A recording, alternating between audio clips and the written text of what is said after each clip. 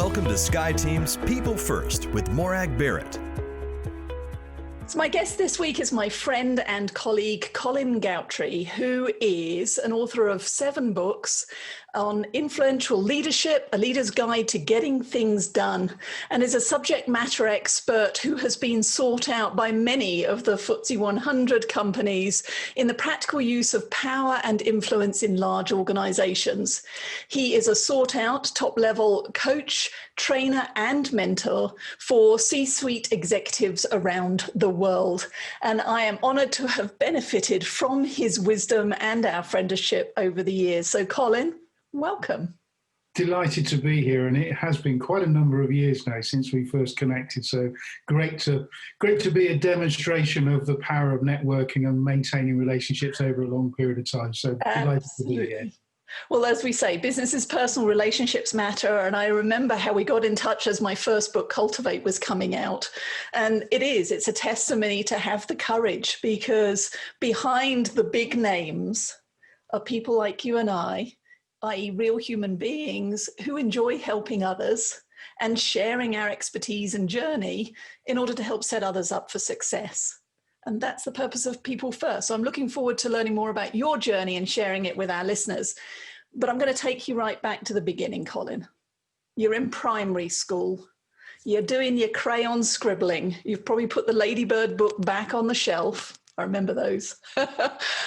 What did you actually want to be when you grew up? What did you think you would be doing now, today? Morag, what a question. I've got virtually no recollection of what I wanted to be. I guess it was sort of like from a very working class background. I had very limited understanding of what there was out in the world. And I certainly remember, and it's not necessarily directly answering a question, but sort of positioning where I came from, is that, you know, when I was coming out of secondary school, which in the UK is sort of the end of normal education in those times, I hadn't even heard of university. You know, and it wasn't talked about not only in the family, but in my circle of friends and things like that. It was an unheard of. So it was really get to work, mate. You know, get on, earn a living.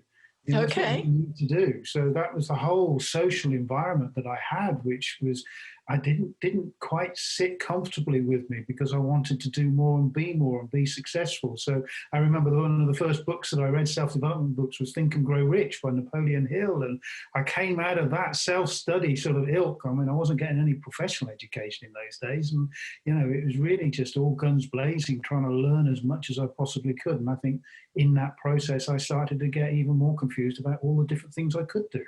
Oh, I know. I look at my 3 sons who are now 19 and 22, and I kind of forget that at that age I knew I either wanted to be an engineer or finance. But I look at them at that age and think, well, good grief, the world literally is your oyster. Asking somebody at 18 or 22 to narrow it down to a thing seems ridiculous. But of course, that was the way you and I were raised, is that you went into a career or a job, usually for life-ish still, at the time that we were entering the workplace. And then today, in a knowledge economy, a digital economy, it is so very different. What about 19, 20 years? What about 49, 50 years, 69, 70 years? The same question, in my experience, because I coach hundreds of people in all sort of different categories, regardless of hierarchical level, it's, I don't know what I don't want to do with my future. I'm not sure which way to go. And there's so many people who are confused about what to do next. This is not the territory of the people coming out of full-time education. It's a lifelong territory. Is that what you're saying? We are always destined to not be sure, am I doing the right thing, and what comes next? We are always prone to be not sure. But with a good coach and with sort of good sort of inquiry and investigation, you need to try, I think everybody needs to try and narrow it down so that it informs their decision-making process about what opportunity to take next. Okay, so what was the pivot for you? When did you realize that you were skilled at the coaching, the influencing, the negotiation that is at the core of everything that you do? When I made people start to sweat. When you made people start to sweat? Yes, and the beads started coming out on their head as they started to realise that they had somebody who was going to challenge them. and really make them think about the things that they'd never thought before. And it may sound a bit of a funny way of describing it, but basically I knew that I was onto something a little bit different and a little bit unique as a coach. And I wouldn't say I'm an archetypal classic sort of definition of a coach, because I'm a lot more fluid and flexible than that. But when they were able to turn around to me and say, Colin, that's the question I have always known or didn't know that I really needed to answer, but now you ask it, I really need to find the answer to that. And I really need to put some effort and energy into trying to find that out. Or the other one, which was, I know a common phrase is, Colin, you've hit the nail on the head. That's what I need to work on. That's what I need to do, or that's what's really sort of holding me back. And I think to be able to do that sometimes within 10 minutes, 15 minutes on a call is, then I thought, hang on a minute. Okay. And that's where, and then the numbers of people that I was working with just sort of kept growing and growing and growing. And the feedback, because, recall, in influential leadership, one of the key points about that book is about results and getting things that are making a tangible difference in the environment where people are wanting to be successful. So to influence is to create change and to land change and to get results. And I've always been passionate as a coach and saying, so what are you trying to do differently? What result are you trying to get here? Are you trying to get people to do this or that? Are you trying to land this business result or finish that project or get that initiative or program off the ground? What is it? What's the end product here? Now let's come back and say, so what are the challenges here? What's getting in the way? What's not working? And so then it makes it very practical, because we're always working on what matters most to them right now. What's in front I of them. love that. And in fact, that's so timely, because I was on a call with Dr. Marshall Goldsmith and the 100 coaches where he was talking about that. And as the number one executive coach, his skill is calling us all on our BS. And we all have BS, that mind trash that says, well, I can't because, or they're going to think I'm pushy, or they know what I do, so they'll come to me when they're ready, as opposed to unashamedly saying, you know what, I'm good at what I do and here's the value I can bring. And yes, you're going to gain, but also so am I too, in terms of that mutual relationship. It's interesting. I totally agree with that. I mean, I've written with Marshall as well in the past, and I think it's he's got a lot of real pearls of wisdom that will be enduring for centuries. I'm sure, a bit like Shakespeare, sort of going on in through the future. But what that reminds me of is one of the key tenets that I always work with people on is their assumptions. Because everything you said there is based on an assumption you are making for the subject.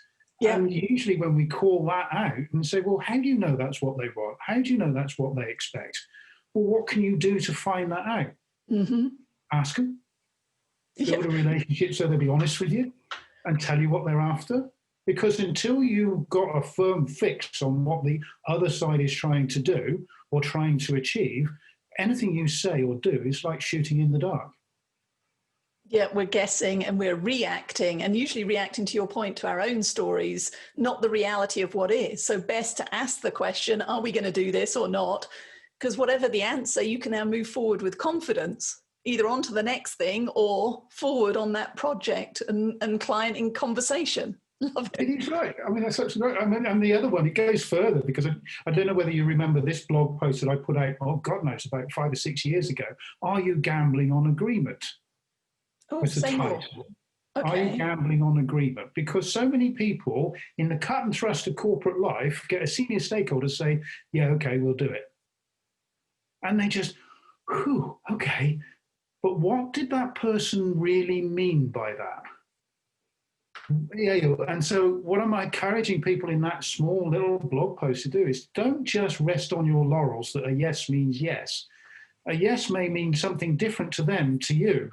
So you've got to pressure test that yes. Well, what do you think you're saying yes to? What are you signing up to? What action are you going to take? Because it's better to find out straight away that they didn't really mean the yes that you thought they did than 2 months down the line.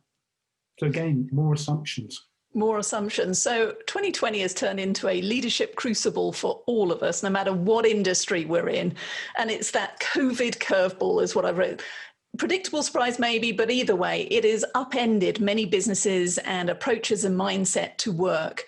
What are you observing in these first few months of work from home, and how has it impacted the way you do your business?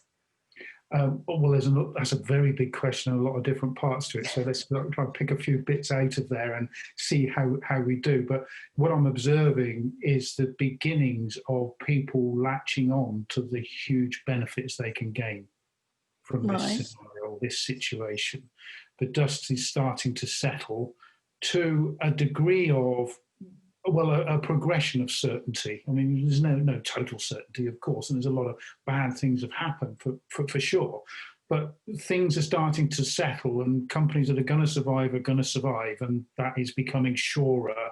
But also, there's been so much disruption to things like the value chains, the business propositions, the market space, that the people who are going to be the front runners and the winners tomorrow are starting to latch on to what is going to be their unique proposition to the market, or as individuals in their careers. So how can I don't particularly like or even necessarily understand the word pivot that you used earlier on, but how can I reposition myself in my career, in my industry, or in the world, or in my life to maximize the opportunity here?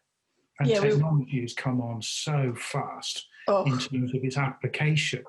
And I mean, one of my clients is really, it's in the NHS in the UK, and I do a lot of work with them. 2 years ago, we tried to run a webinar for them. We couldn't, because they had so much mixed technology that was in use, and we gave up. Now we're running completely on Teams at the leading edge of what Microsoft Teams can do, because they've all got the same. It's all in there, and we're all using it, and it's actually working better than having meetings.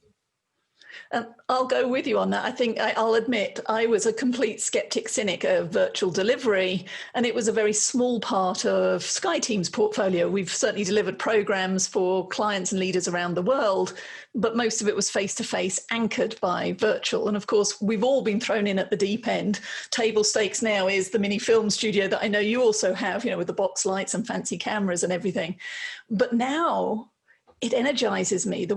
How do you drive engagement? And when we do it well, which we do at SkyeTeam, we've had clients who say, oh my goodness, I think we got more done in this than we would have done if we'd been in the hotel for the 3-day strategic planning offsite.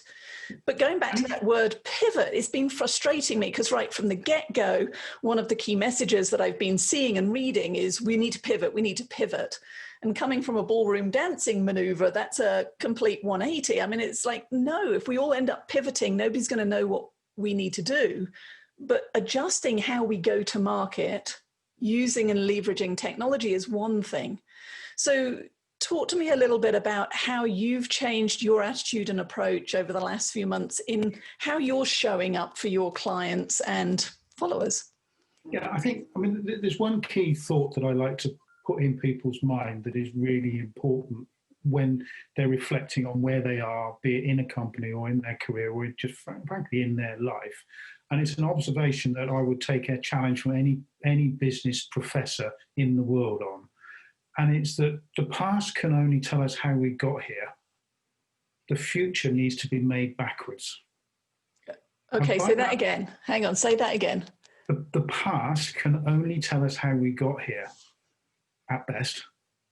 To create the future, you've got to create it backwards. So you've got to have that vision of what the world could be like, detached from where we are right now and our preconceived notions about what's feasible, what works, what's doable, and really look out into the future of what could be. So imagining, getting creative, and then starting to think, that actually looks like it could be quite good.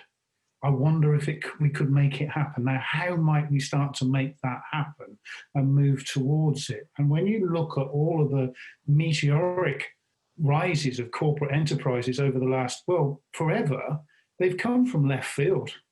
The Ubers of the world. Nobody saw those coming, including the business studies professors and things like that, because they reached into the future, thought what could be good, and started to create. And I think what I've done, and this is now coming to the answer, what I've done is I've done exactly that. I've said, well, never mind what's gone before. I can learn from it, and I know what I like and don't like.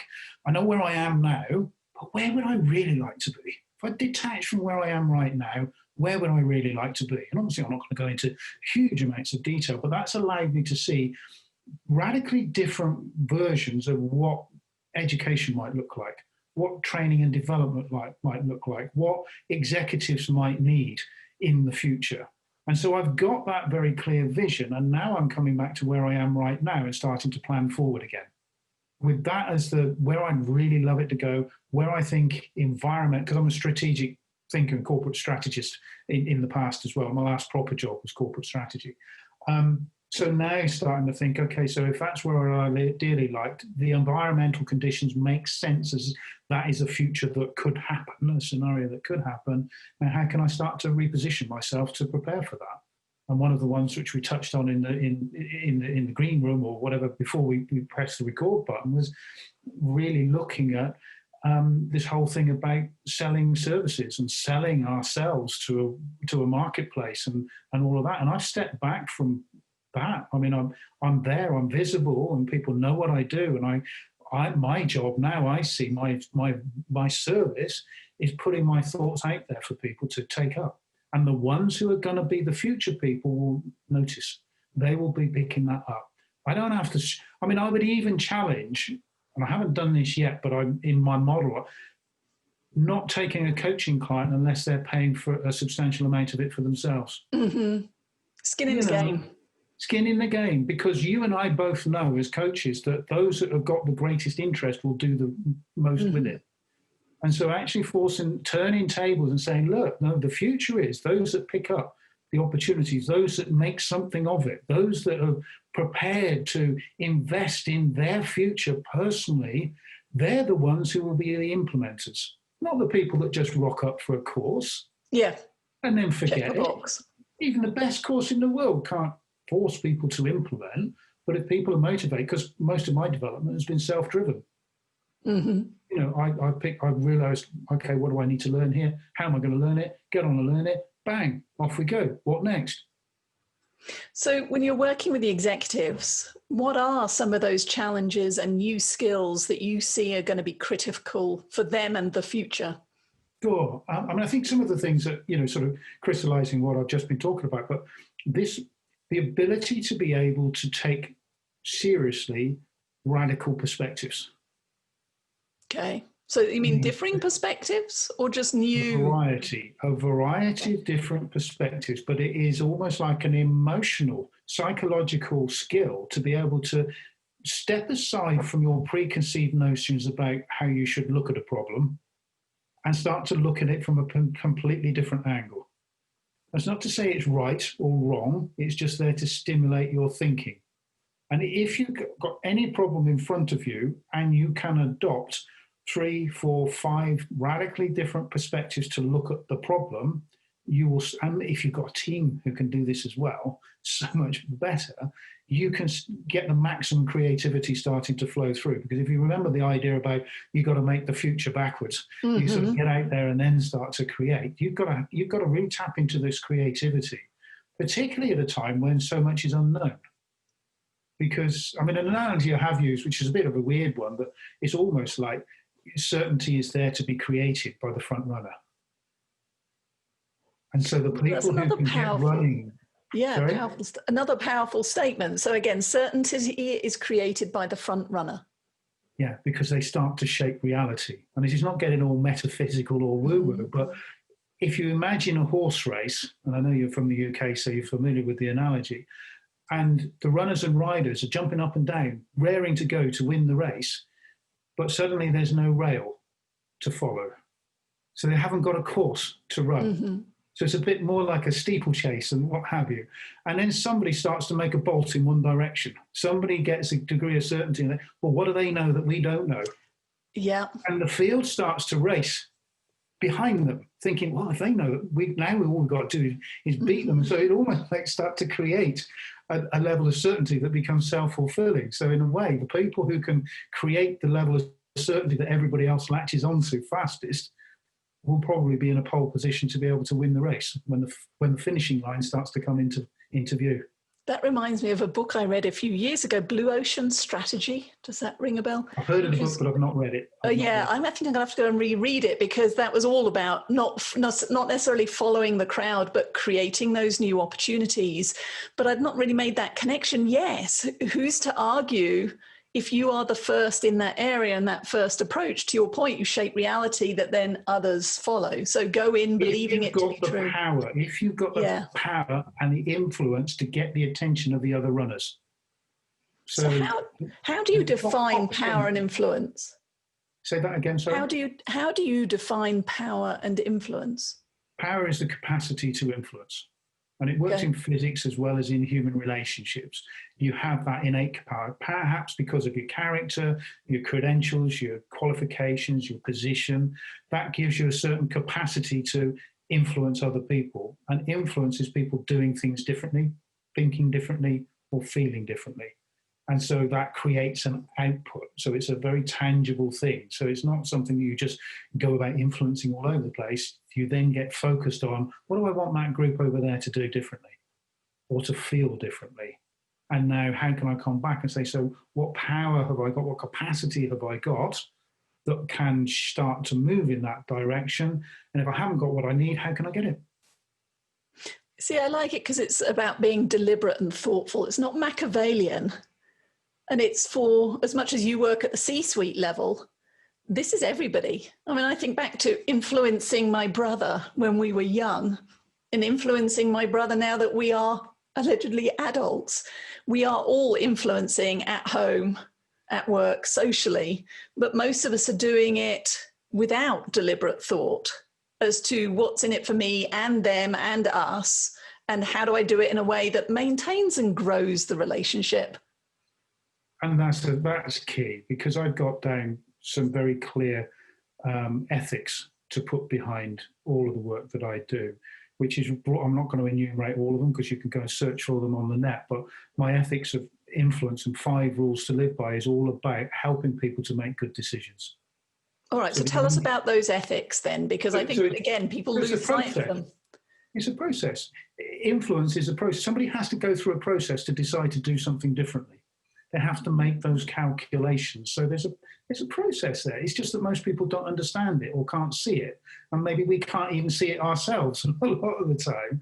But if you refer to the work of salespeople, and particularly consultative selling in the corporate sector, it is about understanding the client's problem, understanding where they are in their recognition and awareness, their selection of solutions, and their decision to actually choose a particular provider. That's a sales process. That's a process of being influenced. And we each as individuals, as we're making a decision how to respond to an attempt to influence or a source of power, will go through a process similar to that, where we've got to work out, we've got to find the information, we've got to get the details. But the problem is, most influencers in the world right now are doing it in a way that's biased. So they're only presenting one side of the argument.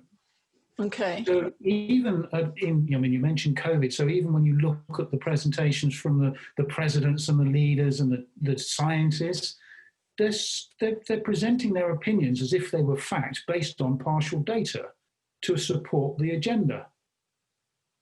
All right, that's perhaps quite a strong statement, but they are trying to influence in a way that doesn't give us full information, doesn't allow us to make a good, solid decision based on our situation, because we're not being presented with unbiased data, with unbiased facts in which to actually make a sound decision for us. The problem that leads to, and this applies to all forms of influence, is that if I make a decision based on your attempt to influence me in a biased way, and then later I find out that you didn't tell me about something else, how am I going to feel about you? How am I going to feel about the decision that I made? Mm-hmm. Yeah. So what I encourage people to do is really look at how they are helping people to make informed decisions that happen to be mutually beneficial. And then you've got enduring relationships, you've got enduring influence, you've got influence they'll be really revved up to do. And then they'll get on and do it, and you'll magnify your influence in that way. But easier said than done, but that helps to alleviate some of the problems. And I would argue, gives you, if you can do this, gives you an unfair advantage against all the Machiavellian characters who are only giving a one-sided story. Yeah. Well, as you know, in my book, Cultivate, I talk about the concept of allies, and that's the mutual success and who's got your back, good days and bad days. and there's still competition, but it's at the how do we raise the bar together and learn and grow versus a win-lose, which is the Machiavellian approach. And I don't know if you've read it, but Simon Sinek's recent book, The Infinite Game, talks about the difference between thinking about with abundance and generosity, but versus finite game, which is invariably selfish and hoarding, and it's all about me. And what you're saying here is, no, you can influence to the best of our ability, even with incomplete data, when we are genuine and candid and transparent of what we do and don't know. You run a risk that they might not do what you want them to do. You also run a risk they may respect you and do it anyway. Mm-hmm. And I think that's really important, because we're all allegedly grown-ups in this world and realize we can't always have things our own way. And if somebody comes to us and say, look, this is how it will benefit you, these could be the drawbacks, we might be able to mitigate some of those drawbacks, but on balance, we need you to take on for the team on this one. Yeah. It's an honest, authentic approach, but you're going to take a hit on that. How can we compensate in some other way? Let's talk about that, because we really need to do it for the greater good of the organisation, something like that. You know, having adult-to-adult conversations and bringing in the old transactional analysis, I think, is also pertinent here. So as you reflect on the year so far, what do you hope is the one thing that we take away from this 2020 experience? Well, I mean, part of the way I've articulated the shift that I've made is that my number one purpose in life now, not professionally, not in work, just in life as a whole, and it really resonates with what you've just asked me there, is helping people to develop an independent heart and mind. And I think there is so much confusion out there, so much strong, powerful influence out there.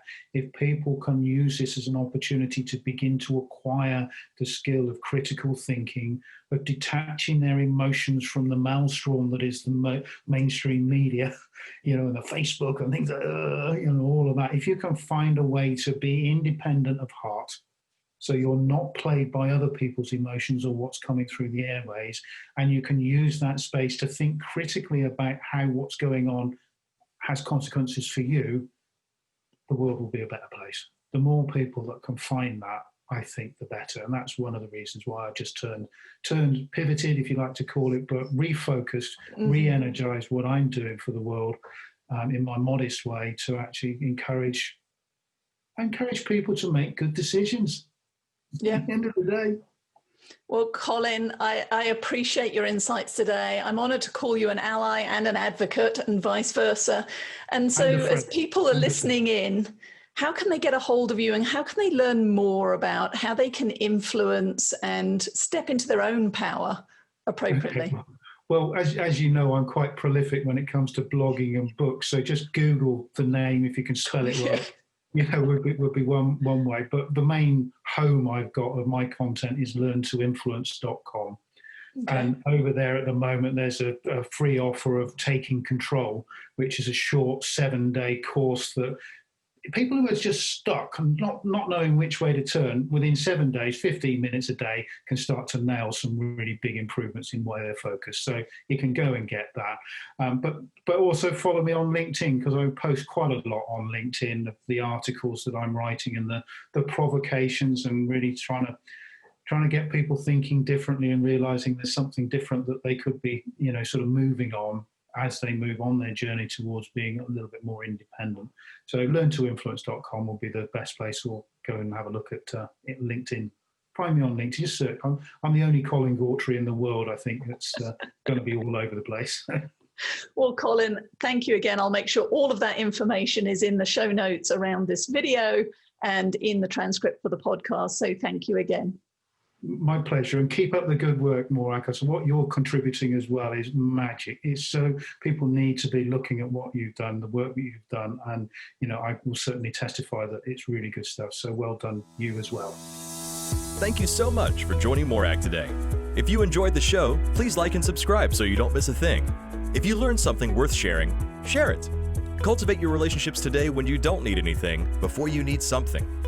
Be sure to follow SkyeTeam and Morag on LinkedIn, Facebook, Twitter, and Instagram. And if you have any ideas about topics we should tackle, interviews we should do, or if you yourself would like to be on the show, drop us a line at info@skyeteam.com. That's SKYE team.com. Thanks again for joining us today, and remember, business is personal and relationships matter. We are your allies.